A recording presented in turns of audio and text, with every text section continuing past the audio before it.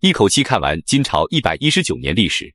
公元1115年，女真领袖完颜阿骨打统一女真各部，称帝建国，建立金朝，是为金太祖。公元1116年，辽天祚帝率70万大军讨伐金朝，金太祖率军以少胜多，大败辽军。此后的辽军在战场上屡屡败北，内部又不断发生叛乱。公元1120年，北宋为拿回幽云16州，与金朝签订海上之盟，相约南北夹击辽朝。公元1121年，辽朝都统耶律余睹因家人被辽天祚帝杀害，转而投靠大金，并把辽国的内外虚实告诉金太祖。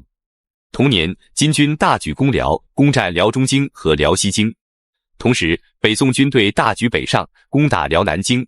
此战，宋军被打败后仓皇南逃，士兵自相践踏。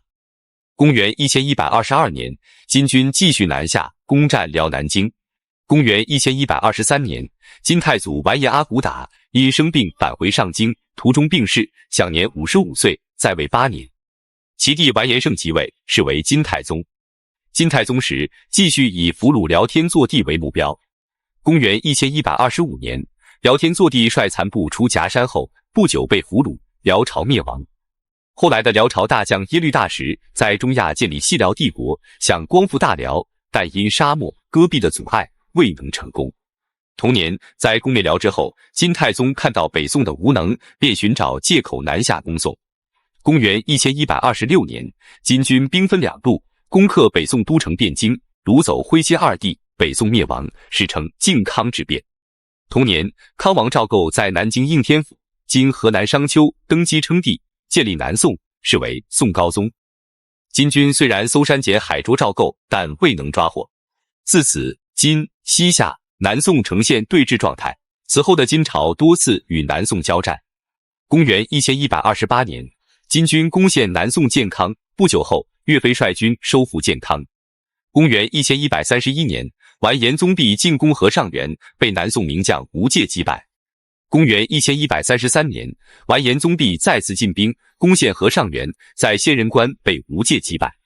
公元1135年，金太宗完颜晟因病去世，终年61岁，在位13年。皇位传给金太祖之孙完颜旦，是为金熙宗。金熙宗时，完颜宗翰、完颜宗盘、完颜昌等把持朝政。为了加强皇权，金熙宗削除了完颜宗翰的兵权，后来完颜宗翰愤郁而死，又杀掉了完颜宗盘、完颜昌等人，重新掌握了金朝的军政大权。公元1140年，岳飞开始北伐，先后于郾城、颍昌大败金军，宋金开始议和。公元1142年，宋金达成合约，两国划定疆界，宋每年向金大贡银绢各25万两、25万匹，史称绍兴和议。晚年的金熙宗因立皇嗣问题，开始骄奢淫逸，暴虐杀人，沉湎酒色。他残暴弑杀皇帝、皇后以及妃嫔，惨遭杀戮。公元1150年，金太祖之孙完颜亮等人合谋诛杀金熙宗。完颜亮自立为帝，改元天德，是为海陵王。海陵王自幼聪明好学，文韬武略兼备。他有3大愿望：一是执掌大权，2是统一天下，3是广罗天下美女。完颜亮在位时，为了巩固政权，大肆屠杀元宗室大臣，太宗后代全部被杀光。他还把都城迁到燕京，而女真贵族留恋故土，矛盾日益尖锐。公元1161年，完颜亮发兵60万，号称100万，兵分4路，对南宋发动全面进攻。而此时，完颜亮之弟完颜雍趁机在东京称帝，是为金世宗。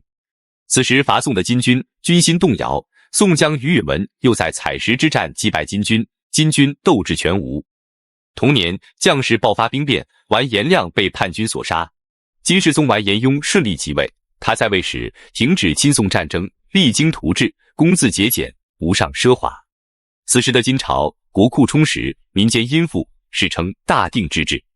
他也被誉为小尧舜。公元1189年，金世宗完颜雍去世，享年67岁，在位28年。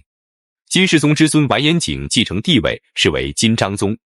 金章宗时，继承了大定盛世，加强了官制改革，使绝大多数的奴隶变成了平民。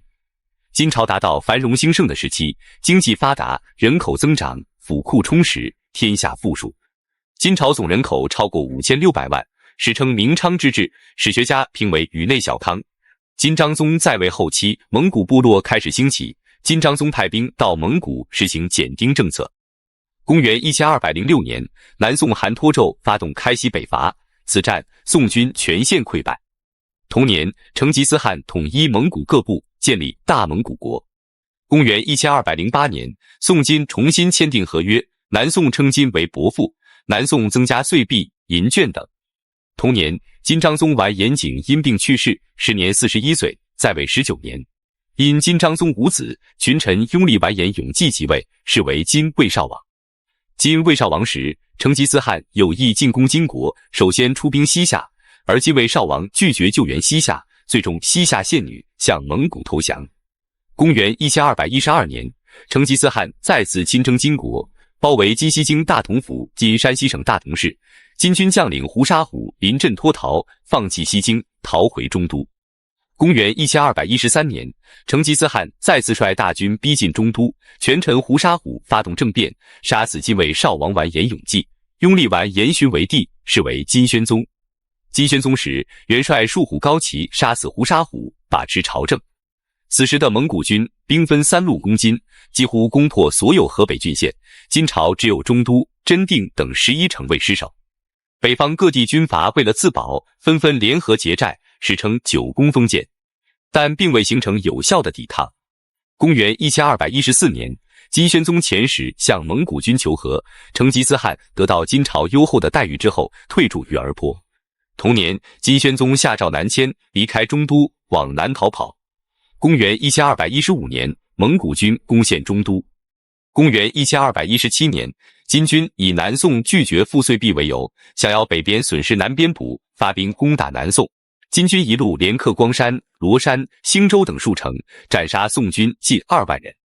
但没过多久，战争形势开始对金军不利，南宋许多城池失而复得，宋军从各处开始了激烈的反攻。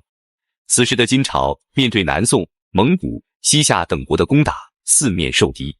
公元1218年，金朝在对南宋取得小小优势情况下，想要议和，但出乎意料的是，南宋非常坚决，连金使也不让入境。宋金再次爆发大战。公元1219年，金军兵分3路，向南宋发动新一轮军事进攻。此战金军主力被李全打得大败，被迫撤退时又遭追击，损失惨重。金军此战被杀3万多人。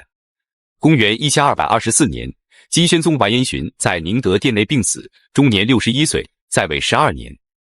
其子完颜守绪继承帝位，是为基哀宗。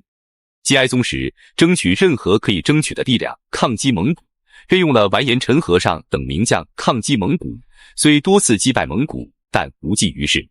公元1227年，蒙古灭西夏后，全力伐金。公元1232年，拖雷率蒙军4万南下，进攻金朝南部的金州。基哀宗命完颜和达、伊剌普阿率领30万大军南下堵截，两军在三峰山大战。